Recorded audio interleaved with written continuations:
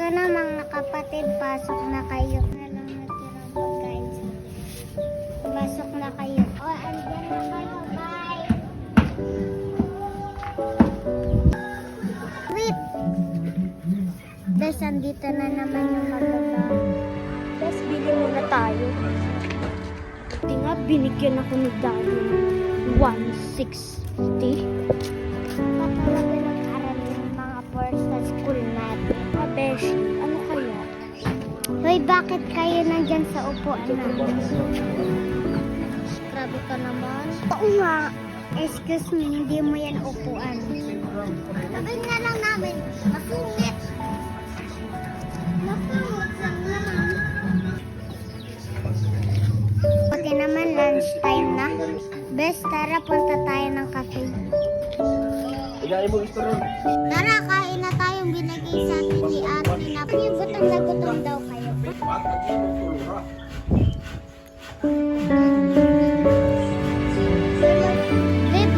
Busog na ako, best.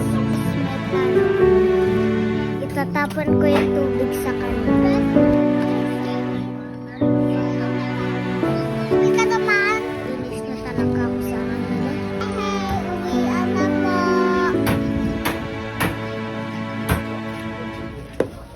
Uy mga kapatid, parang basa yung ulo nyo ah. Alam po to.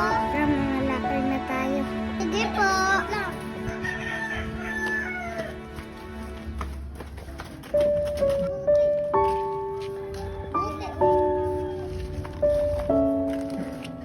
Okay na yan.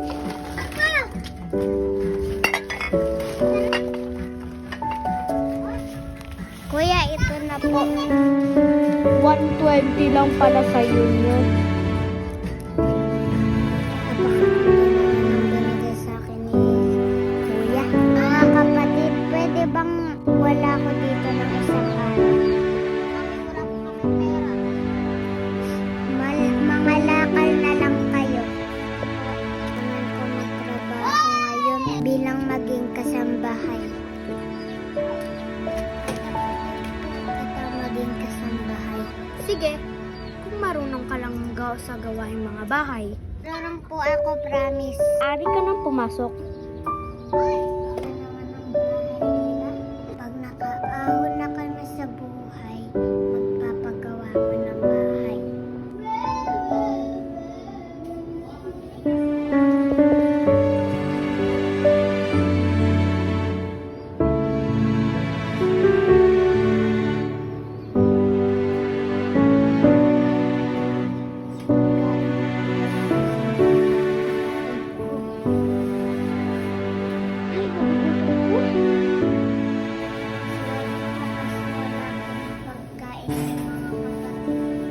Okay lang yan. Sa'yo na lang yan.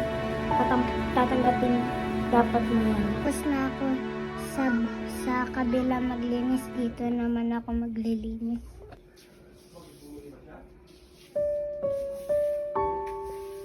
Ito yung sweldo mo. Apakaroy pot naman nito.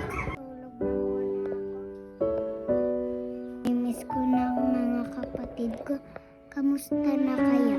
Bukas na umaga pupuntahan ko na sila. Gusto ko ng madaming pera para makagawa kami ng bahay.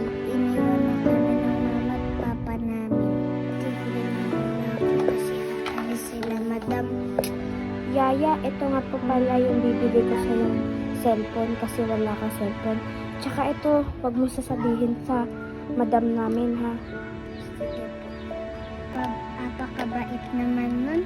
Ako makakatawagan yung mga kapatid ko, wala naman silang cellphone. Mga naipon kong pera, bibigyan ko ng mga cellphone. Ito muna yung gagawin kong alakan siya ngayon.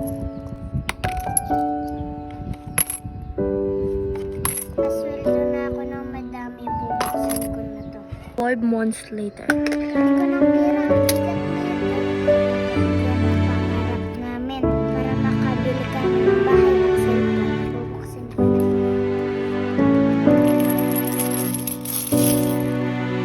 Dahil nakaipon ako ng pera, bibilhan ako ng cellphone. Moments later. sa akin to. Ito naman telephone na to para sa mga kapatid ko. Hala, ang ganda! Pangarap na pangarap ko to. Pupuntahan ko ng mga kapatid ko. Siguradong matutuwa sila. Nasaan kuya mo? Uy kapatid, nakabili na ako ng cellphone, oh. Tingnan mo. Pero, ba't mo kaming linggo? Kasi naghihirap ako. Ano nga pala yung kuya mo? Ate, nasagasaan ko siya. Ano ba yan?